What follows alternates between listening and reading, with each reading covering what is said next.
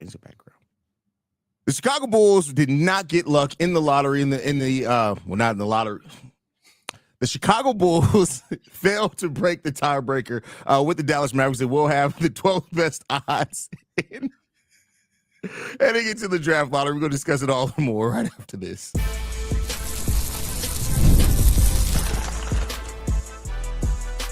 You are Locked On Bulls, your daily Chicago Bulls podcast. Part of the Locked On Podcast Network, your team every day. Thank you for tuning in to Locked On Bulls, member of the Locked On Podcast Network, where it's your team every single day. That's Pat, the designer, host, and creator of the Windy City Breeze, and host of the Chicago Bears podcast over at ESPN 1000. I'm Hayes, host and creator of Chicago Bulls Central and Chicago Bears Central YouTube pages and podcasts. And by the way, today's episode is brought to you guys by FanDuel. Right now, new customers can get $200 and $250 in bonus bets when your first $5 bet wins. With that said, Pat, Chicago Bulls, man, yesterday they pulled the tiebreakers heading into the lottery so that we know who the draft odds are. And the Bulls did not win the tiebreaker with the Dallas Mavericks, so they will have the 12th best odds in the lottery. That puts them at an 8% chance to land into the top four and a 1.7. We've been there before. Chance to land the number one overall pick. How you feeling, Pat? Hey, I ain't saying. I'm just saying. I ain't saying, but I'm just saying. They don't want Cooper Flag in New Orleans. Yeah. They really don't want Cooper Flag in New Orleans. No, listen, honestly, I think that the fact that the chance that we are going to get a top 10 pick is even on the board is good for us at this point. There's a lot of good talent in this draft. There just is in the long run. And that's really what it comes down to. I don't see us in the Cooper Flag debate. I don't see us in the I don't see us in the top 3 conversation probably in this draft, if I'm being honest about it. But listen, that's where AK has to do his job. And whatever he did last season, he did change some scouts out going into last season, remember? So whatever he did last season, do it again. You found Modest Buzelis. I think you've got a really good piece that you can add into a core here. More likely than not, you're going to be trying to find a top 10 pick that does turn into a star. And I think there's some in here that could be that. And listen, that's the game you wanted to play. That's how you wanted to go about doing this. I will say, I think it does go to our conversation yesterday, right? If you're sitting at 8 and you like the guy that's sitting at 4, do you try and trade up and be aggressive with this plan that AK is on? Yeah. Do you with this? I know it's not as common in the NBA, and I want to make that clear in having this conversation. So you don't see trading back happen in the same way that it happens like in the NFL draft, right? I know there's a lot of NFL draft conversations going on, and people kind of get confused the different nature of the leagues. But let me ask you this: is it so focused on the center prospect that if you see that you can get them later, would you be interested in the Bulls trading back? Or is it take the best player that you have number 1 on your board at number 12, if that's where you end up? Or do you look into maybe clearing out a contract? So, because it's not necessarily you're going to get future picks back, but you can possibly say, hey, take a Javon Carter. You want to move up to number 12, we'll move back to number 15, but you got to take Javon Carter's contract. Stuff like that is fairly common in the NBA. Do you think something like that could happen? Yeah, listen, I think that option is available, and I think those are things the Bulls are going to have to do with kind of where they're at. Look, you shot yourself in the foot, AK. P. Will sucks, and Peter Patton probably told you that to your face, which is why he no longer works for the organization. You shot yourself in the foot by giving this young man a $90 million deal. You could have gave him a $10 million deal, and you would have shot yourself in the foot. He's bad at basketball right now. That's really what's happening. The Javon Carter deal is just it's horrible. I mean, we got 2 more years on it? No, this last year. Going into the season, this last year on it, thank God. So it turned out to be a horrible contract. And it's a contract we were in favor of in the beginning because we were like, yeah, well, he's gonna give you some production. Nothing. Like, you know, I get it, hindsight's 2020. Terry passed him up on the depth chart.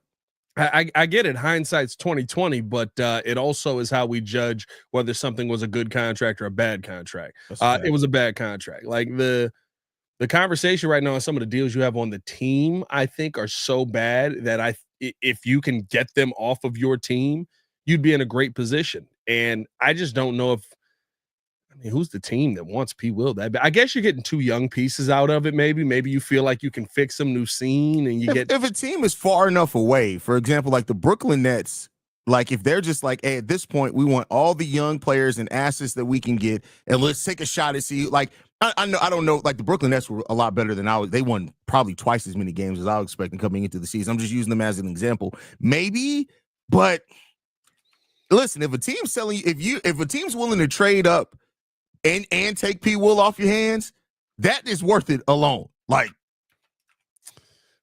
listen, I'd do it, but I'd trade P. Will for a half dead dog and a bullet to put it down with. So, I mean, listen, the half-dead dog can at least bring some excitement. Like, they can at least growl it to scare somebody off. Like, no, you put the dog down. You come out ahead in that deal. You put the dog down. That's fine, but I'm just saying, bro. It's still it's an old Yeller situation. Flower power. Old Yeller, bro. It's an old Yeller situation. Did you cry at Old Yeller when you were a kid, bro? Did you cry at Old Yeller as a kid? I didn't cry at Old Yeller, but there was a Lassie movie where Lassie like ends up going over the waterfalls. I don't know which one it was. They dropped a bunch of them, but like she ends up going over the waterfalls, and I was bawling, and my mom looked at me and was like,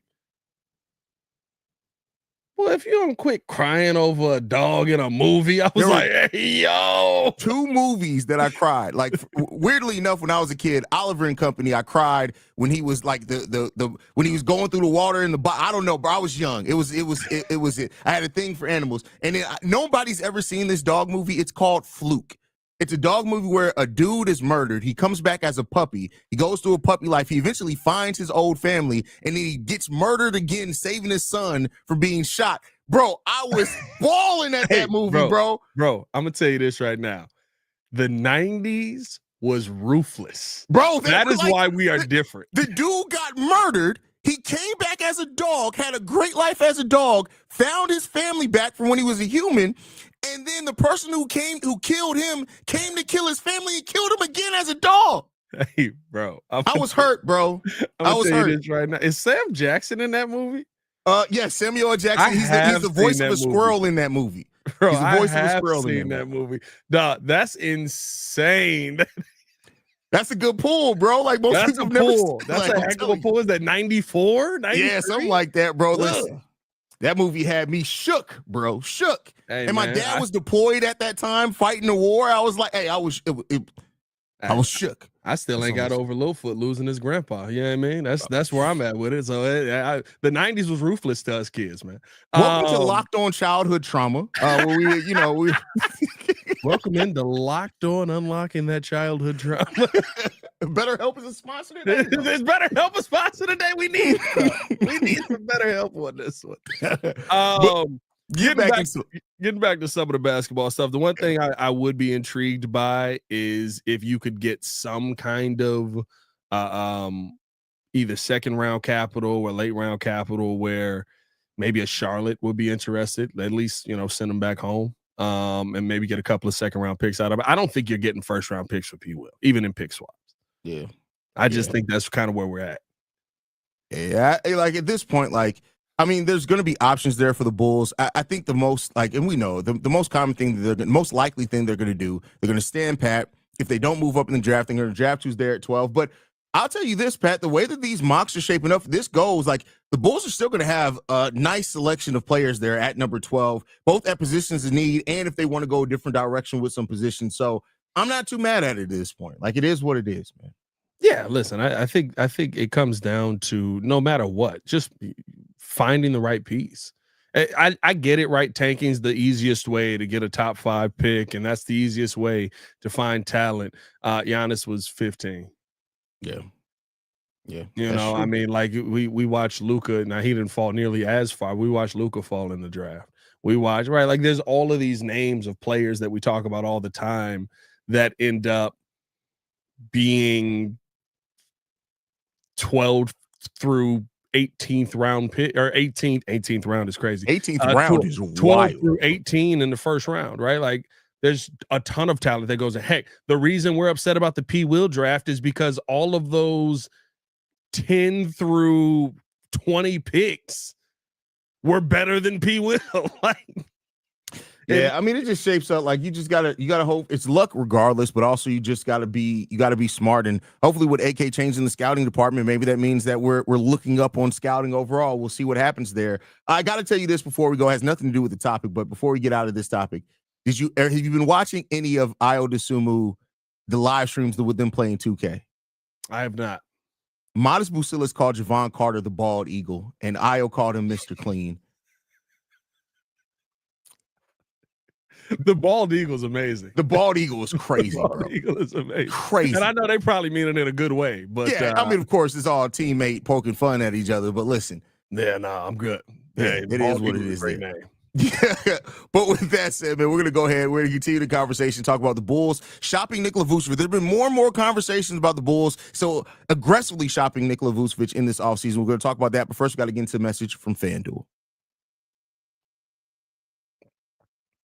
The NBA playoffs are here, and FanDuel is giving new customers an incredible way to get in on the action. Right now, when you join FanDuel and place your first $5 bet, you'll get $250 in bonus bets if your bet wins. I love how FanDuel makes betting so easy, whether it's picking my favorite team or diving into player props. Well, definitely not picking my favorite team in the playoffs.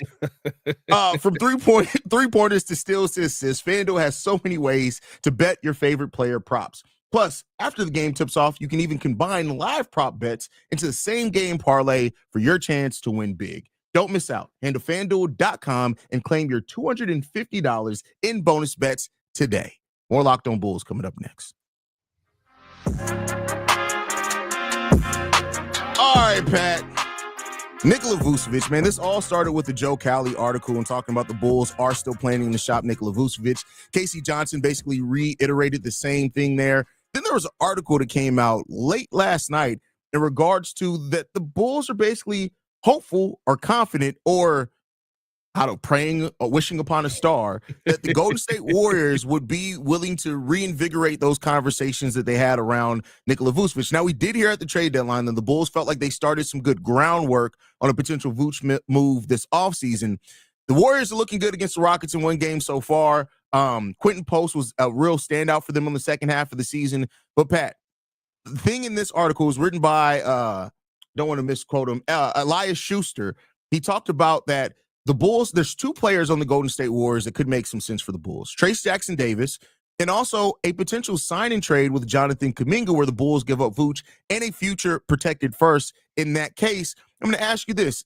Do any of those players entice you? The Warriors do have $29 million below the first tax apron, so they can absorb most of Vooch's salary in a trade. How you feeling, Pat? Kuminga does intrigue me. I mean, listen, we know he's solid, and basically Kuminga feels like the player that wants to have a breakout season, but the Warriors won't let him.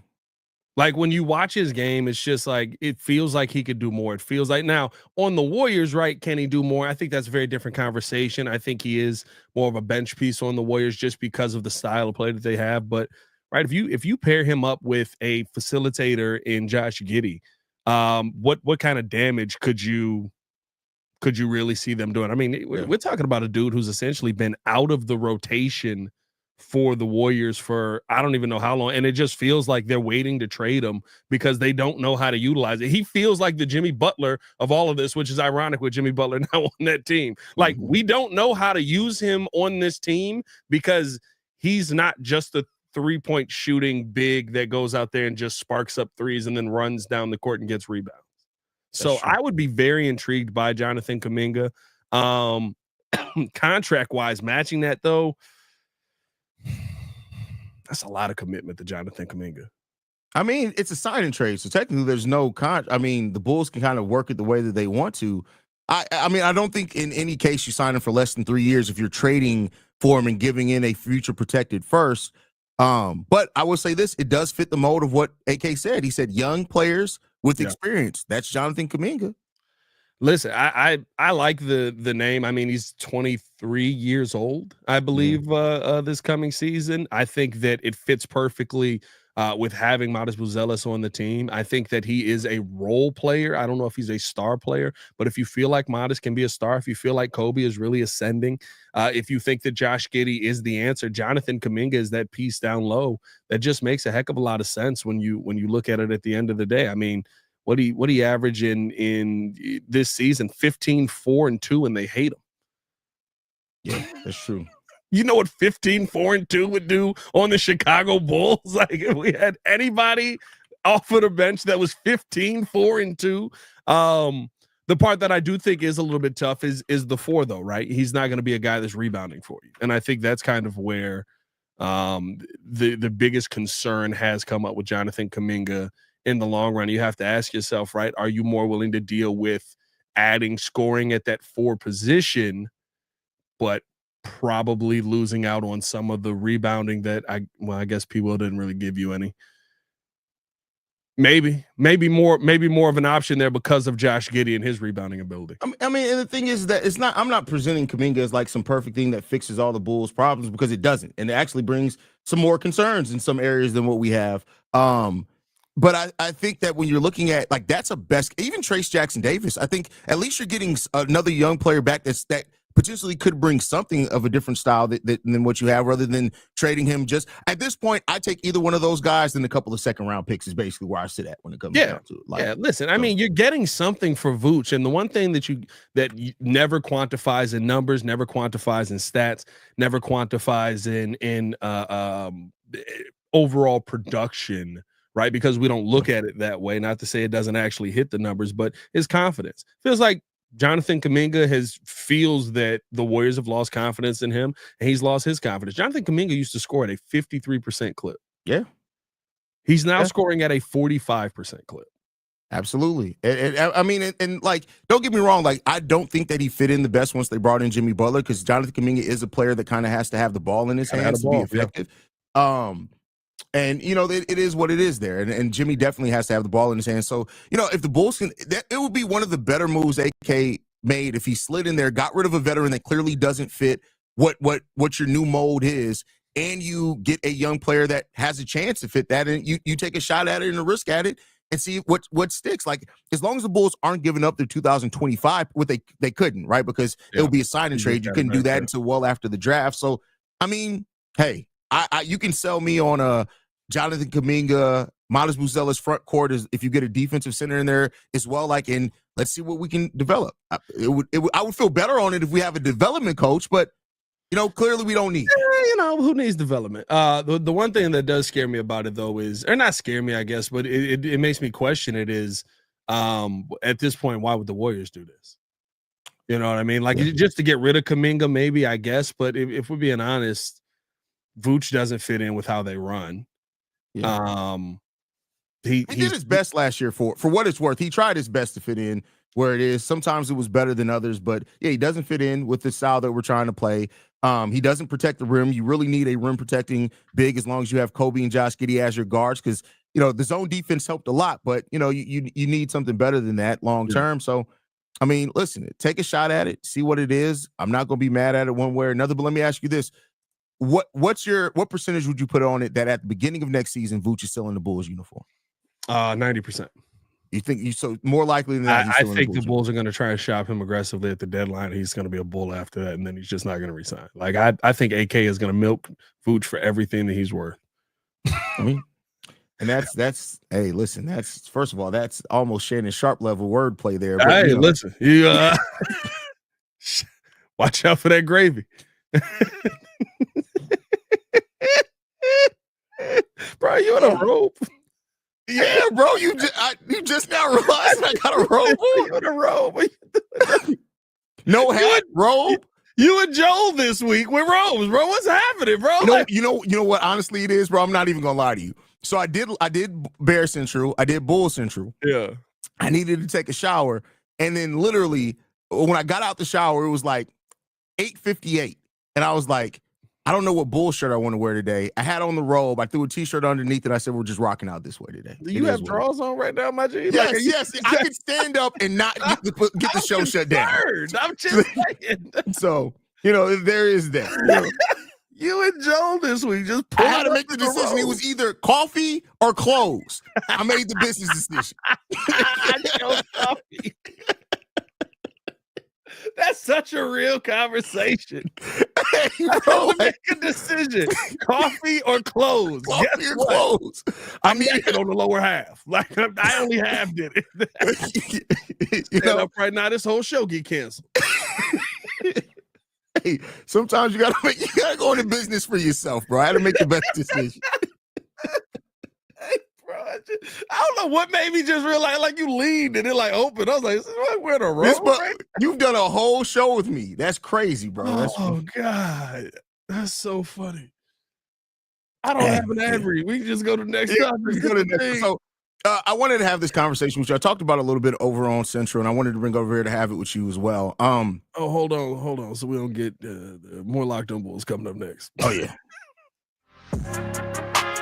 Thank you. You just avoided a Nick text on that one. Oh, God. I hit the wrong one, though. Hold on. There we go. All right, we're back. With that said, Pat, last topic that I want to ask you today is, okay, I went through a whole, you can stop me at any point in time. I know I went through a rabbit hole of thought processes here, right? So I thought about the fact of Billy Donovan, AK talking about he thinks Billy's done an unbelievable job. The chances of Billy staying here past next season when his contract ends, all that type of thing. Right. And I thought about this. When AK initially took over this team, many people may forget that Jim Boylan was the head coach. Yep. Jerry and Michael Reinsdorf wanted AK to keep Jim Boylan on. Jim Boylan decided, no. AK decided, no, I want to bring in a new head coach. It ended up being Billy Donovan. Jim Boylan was one of Reinsdorf's guys. Billy Donovan has become one of Reinsdorf's guys, right?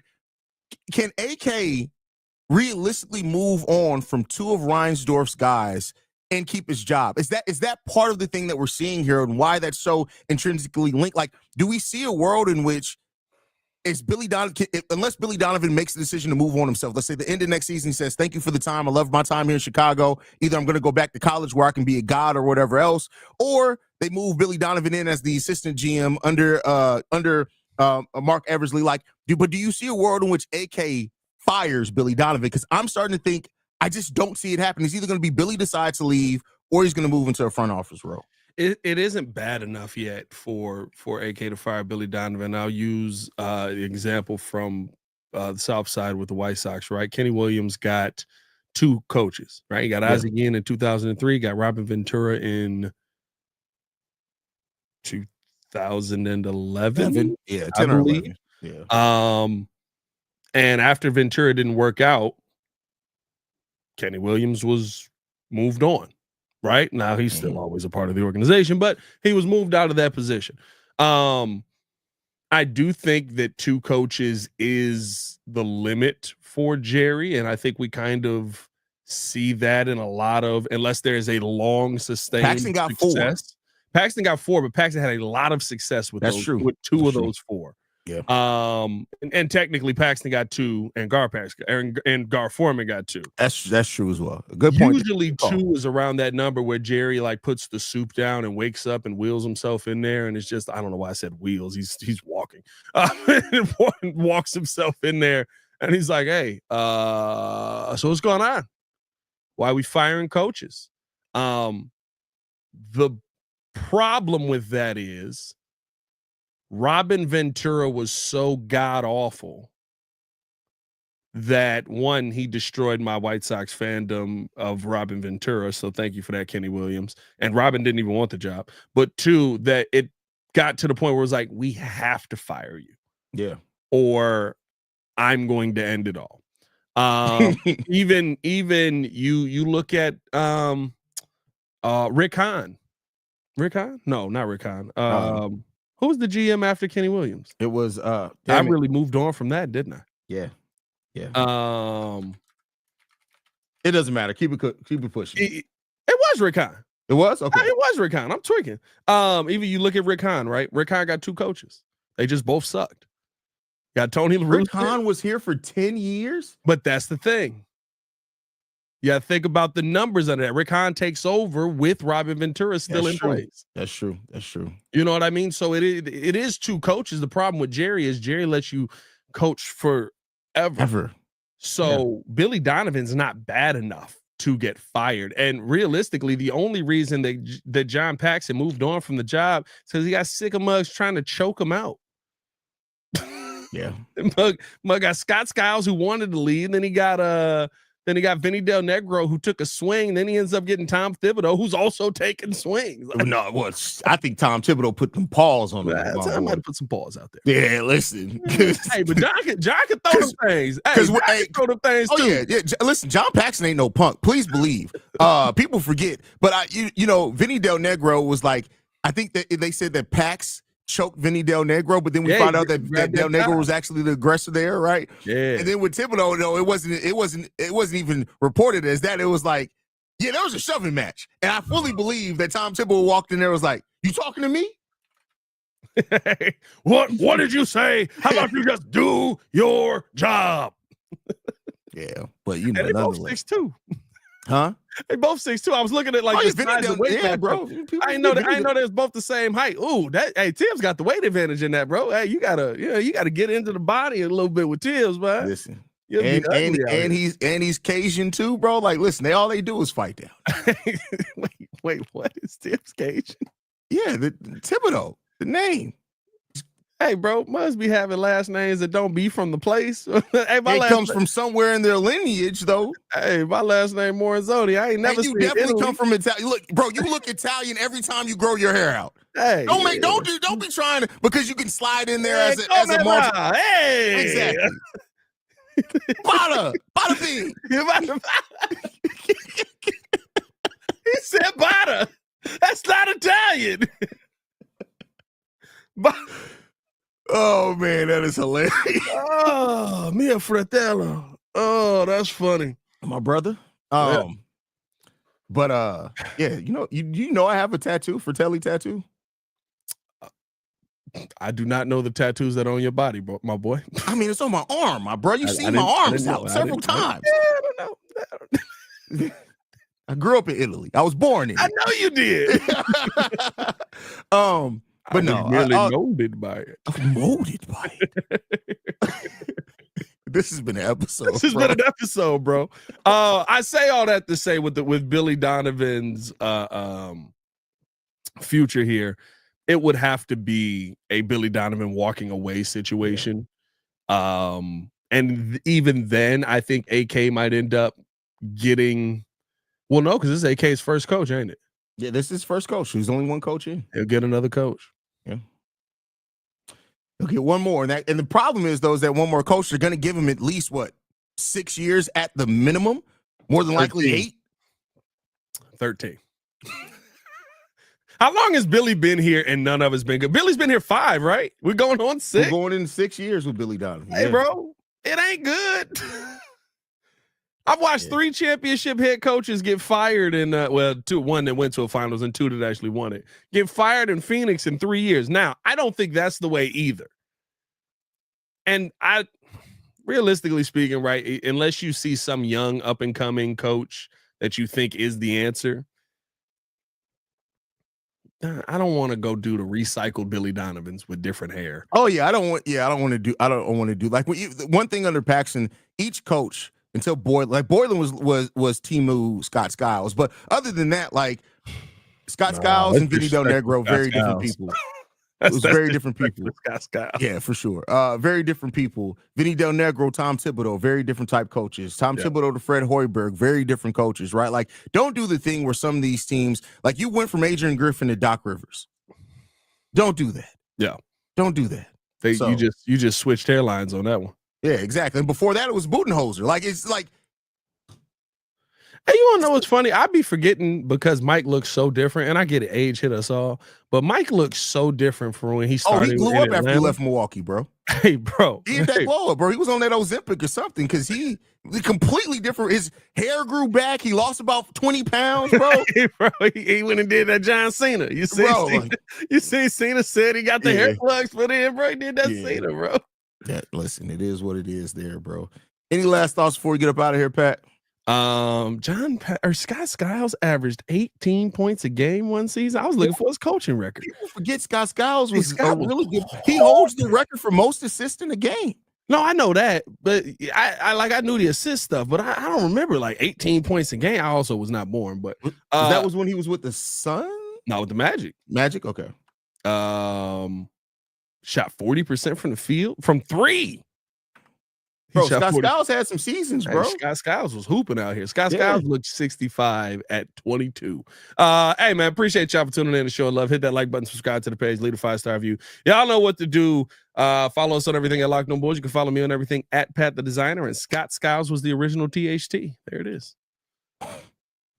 You guys can follow me at CEO. I don't even know how to respond to that. You can follow me at CEO Hayes. You can to the city feed. You already said that. Locked On Bulls is free and available on every podcasting app and platform of your choice, as well as YouTube, the Odyssey app, Amazon Fire TV, and more. We'll see you guys on the next one. Peace, y'all. Peace.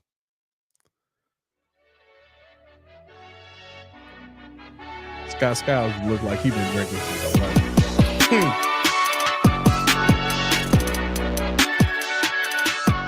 Georgie, the hats are coming. Website coming soon.